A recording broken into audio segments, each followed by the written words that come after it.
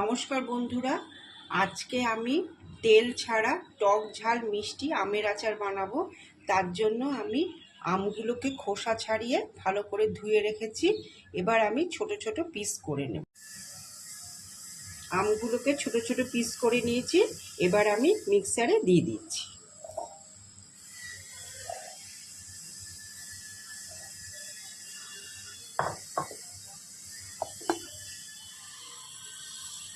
আমি ফ্রাইং প্যানে গোটা মৌরি, গোটা সাদা জিরে আর 5 ফোড়ন আর কাঁচা লঙ্কা আমি হালকা ভেজে নেব। তোমরা ইচ্ছে করলে শুকনো লঙ্কাও দিতে পারো।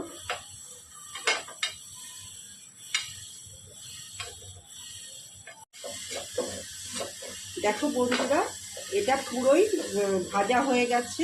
এবার আমি মিক্সিতে গুঁড়ো করে নিচ্ছি। এবার আমি কাঁচা আমের পেস্ট দিয়ে দিই।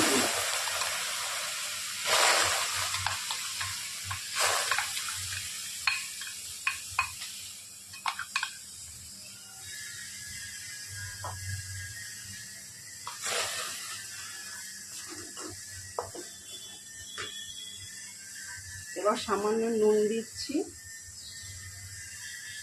আর একটু হলুদের গুঁড়ো দিলাম। আবার ভালো করে মিশিয়ে নেব।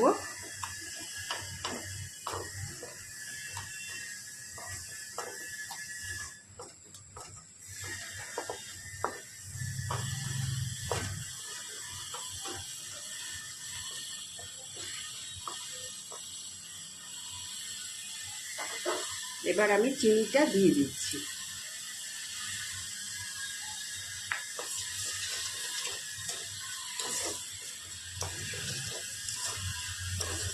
ফ্লেমটা মাঝে মধ্যে বাড়াতে হবে, আবার কমিয়ে নিতে হবে। এটা বুঝে বুঝে করতে হবে যখন এই আচারটা করব।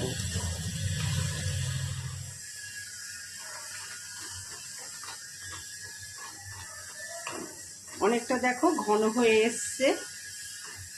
আরেকটু ভালো করে নেড়ে নেব। সমানে এটাকে নাড়াতে হবে, না হলেই তলায় লেগে যাবে।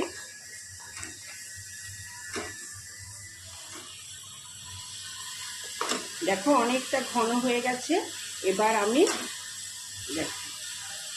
আমি ওপরে যে আমি শুকনো মশলাটা গুঁড়ো করেছিলাম ওটা আমি ওপরে ছিটিয়ে দিচ্ছি।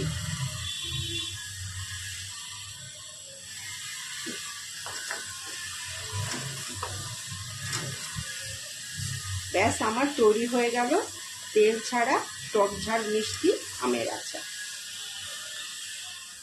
তৈরি হয়ে গেল তেল ছাড়া টক ঝাল মিষ্টি আমের আচার। তোমরাও এরকম করে বানিও, আর খেতে কেমন হয় অবশ্যই জানাবে।